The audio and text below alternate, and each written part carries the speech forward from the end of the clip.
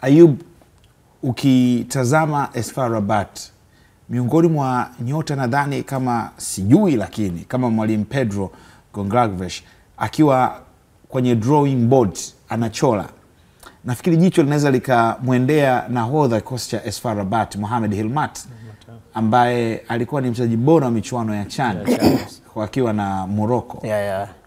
Ni kiungo wakati ambaye ana uwezo wa kudetect timu katikati mwa uwanja.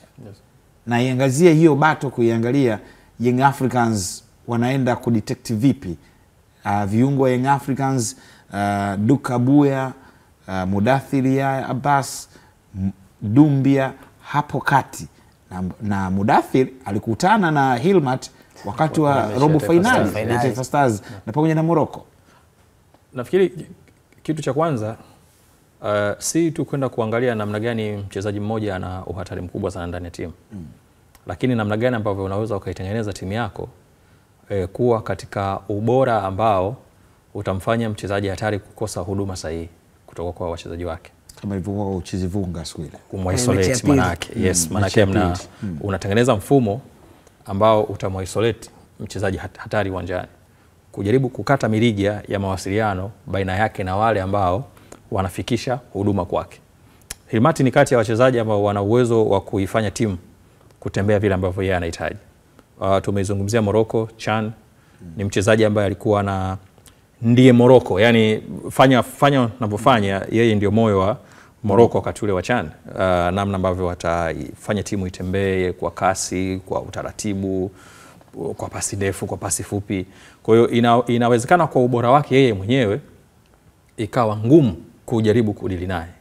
Lakini namna gani kwa uzoefu wa kocha anaweza kutafuta mfumo ama kutoa kazi uwanjani ya kujaribu kumweka katika mazingira magumu. Na Pedro anamjua kwa sababu walikuwa kundi moja, Angola, na Kenya, Morocco, Zambia na DRC. Kwa hiyo hapo unaweza mpira ukifika pengine kujaribu kufanya pressing. Wakati mwingine mtu unampa wakati mgumu wa kufikiria. Kufikiria kiaje, mtu anaweza akapokea mpira akakaa hata na sekunde 3 mpaka 5. Manake tayari kashafikiria wapi mpira utakwenda na kitu gani ambacho kitafuata. Mpira ukifika kwa haraka ukimvamia, manake unampa wakati mgumu wa yeye kuwa kwenye utulivu na ule mpira. Lakini namna gani ambavyo utamfanya kuwa mbali zaidi na eneo lako, ndio tunakuja kuzungumza mfumo unatengeneza mazingira ambayo utamsogeza mbali na eneo lako la pili la uwanja. Ni mchezaji ambaye ana uwezo mkubwa sana wa kupiga through balls.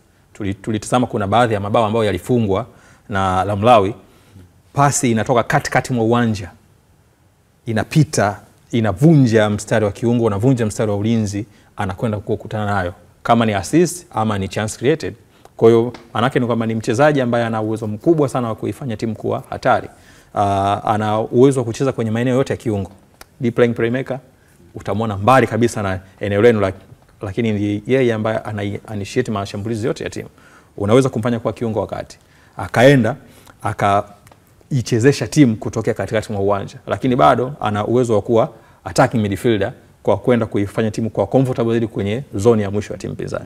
Kwa hiyo tumemzungumza mchezaji ambaye ana uwezo mkubwa sana yeye binafsi, lakini pia namna ambavyo Yanga wanaweza kudili naye inawezekana wakapambana naye. So, kuna msemo Jose aliulizwa Mourinho namna gani ambavyo utakwenda kudili na Messi. Alisema Messi peke yake huwezi kudili naye, lakini ukitengeneza mazingira ya kumweka kwenye cage, kwa sababu akiwa na mpira kila akigeuka anayemwona ni mtu wa timu pinzani, anakuwa kwenye nyakati ngumu sana kuliko kumuona mtu wa mbele yake kama ni mchezaji mwenzie.